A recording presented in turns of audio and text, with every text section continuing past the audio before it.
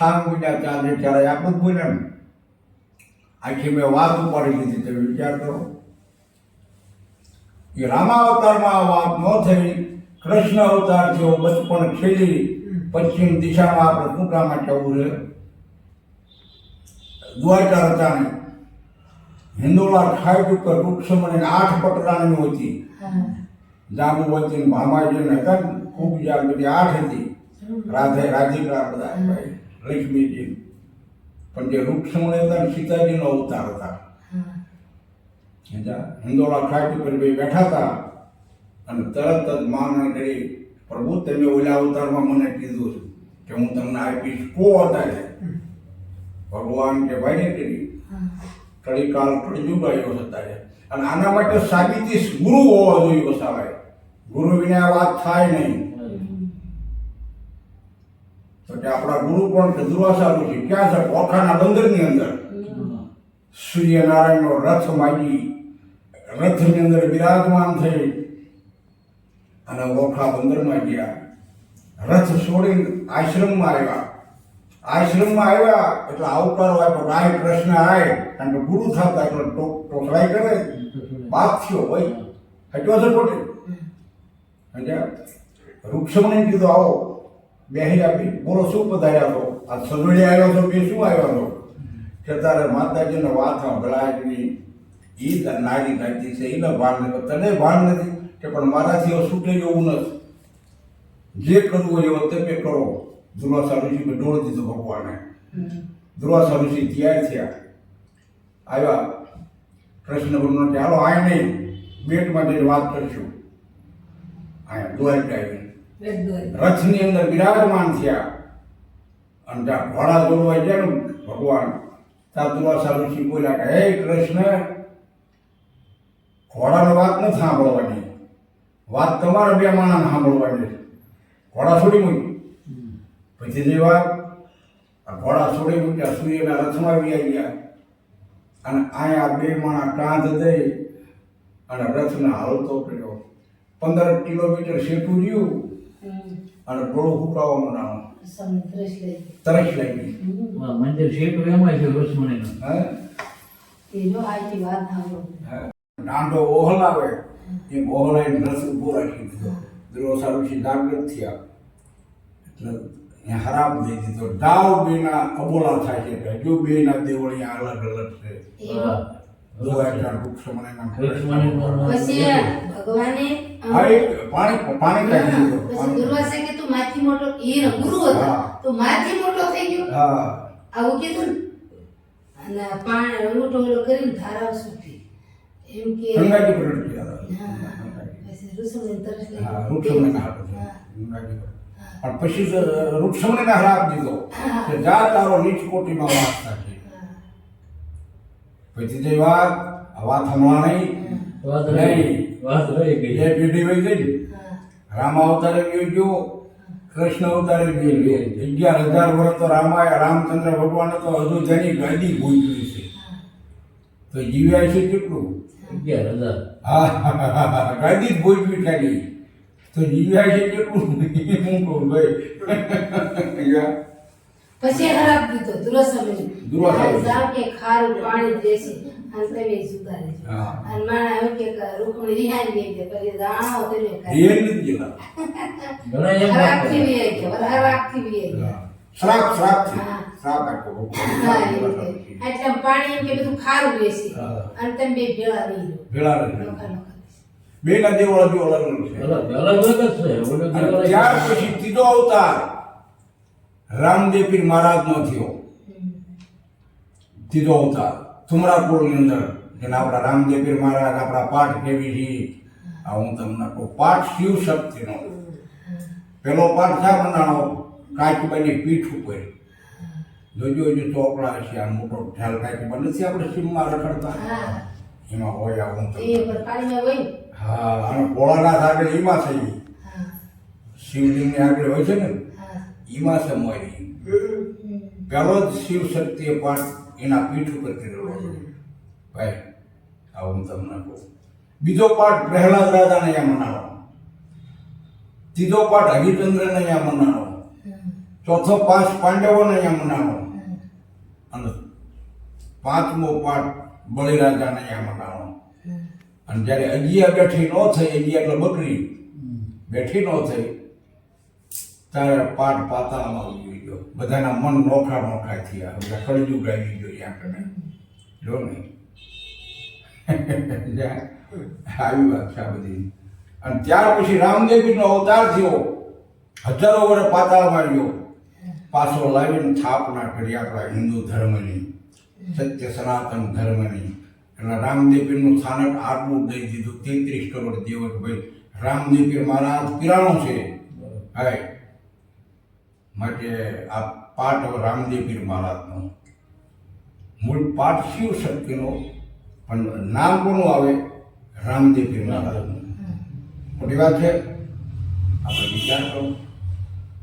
આ રામદેવપીરનો અવતાર થયો, મોટા થયા, ભાઈ તો પછી આ સીતાજી હતા અને આ હતા એ તો બીજા અવતારમાં ક્યાં ગયા? પછી નેતલજી કોણ હતા એ શું થયું? નેતલજીની સમાધિ નથી થઈ. નેતલદેવની નથી થઈ. દાદીદેવની થઈ. રામદેવપીરની જ છે. એ રામદેવની પછી પહેલા દાદીદેવ. દાદીની છે. સમજો? આપણે વિચાર કરો તો નેતલજી તો અડધા આંગણા હતા. હા. હું ખોટું નથી કહેતો, મને જરાય આવો. હા, જુઓ રાવણની બેન શૂરપણખા.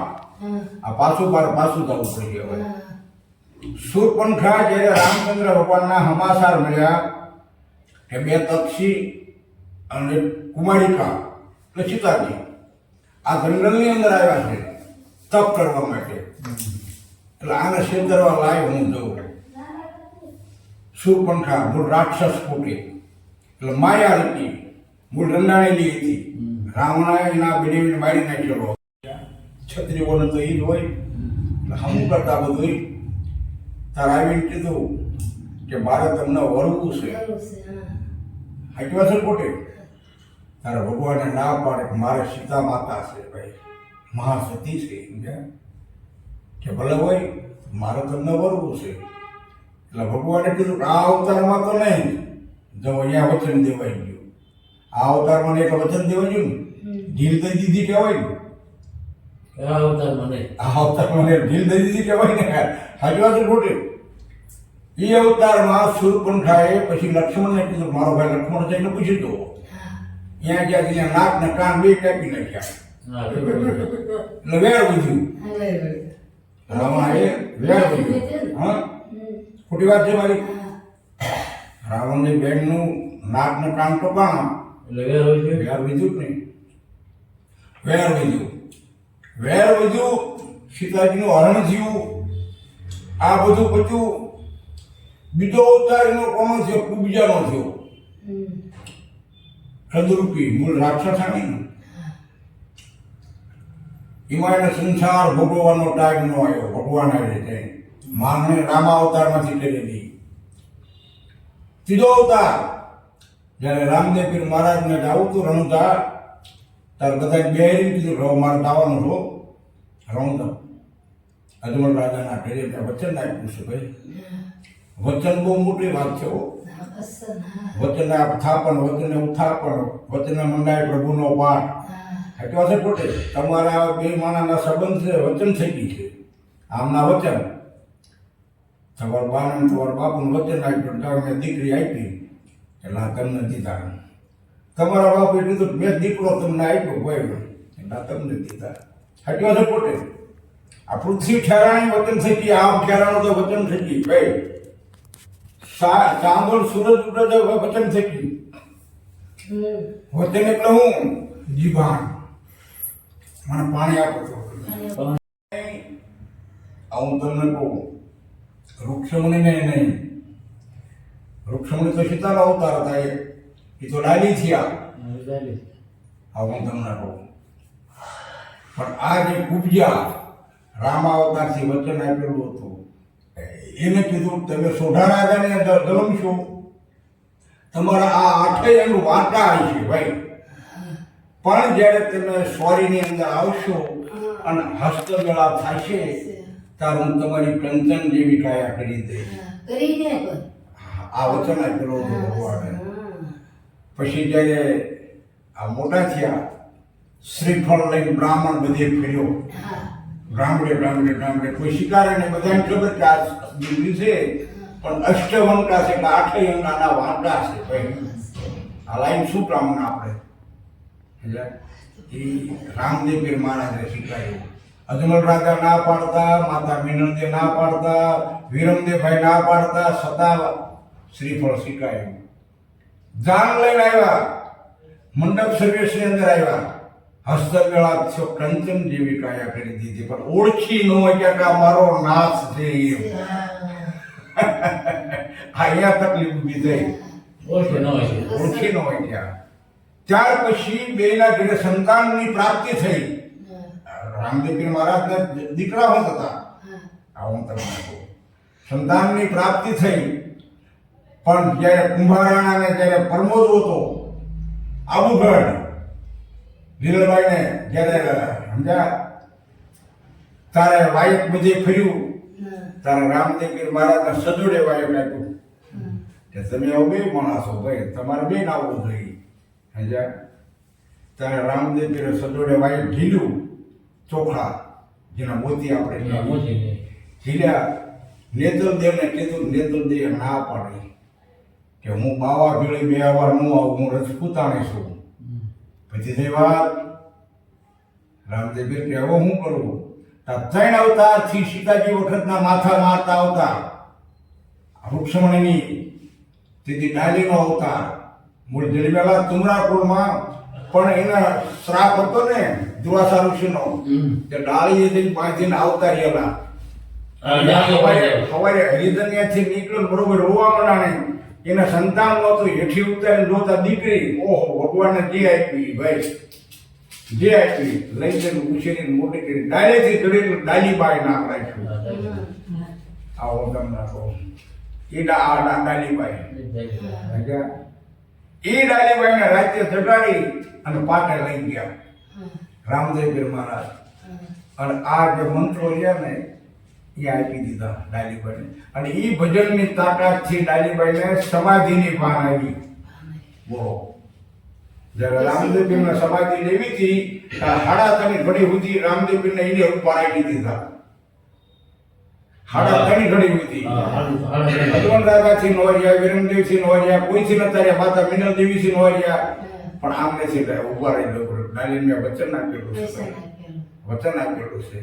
પેલા ડાલી સમાધિમાં બેઠા, પછી રામદેવ પીર બેઠા, પછી લીલુઆ ઘોડાની સમાધિ આવી. એટલે લીલા કલરનો ઘોડો હોય, બાકી ઓમ લીલુઓ નામ હતું એનું. એટલે રામદેવ પીર પાસે તો ઊંચો ઘોડો હતો ભાઈ, પણ લીલું એનું નામ હતું. સમજ્યા? એટલે આવી વાત છે આ બધી. સમજ્યા? ઓલી બે ત્રણ જ્યાંથી ન્યા ડાલીબાઈને ન્યા મળ્યું. હા, રોષ મળ્યો, જેતા હોય. આ ગાયને કહેવાનું હોય જ નહીં.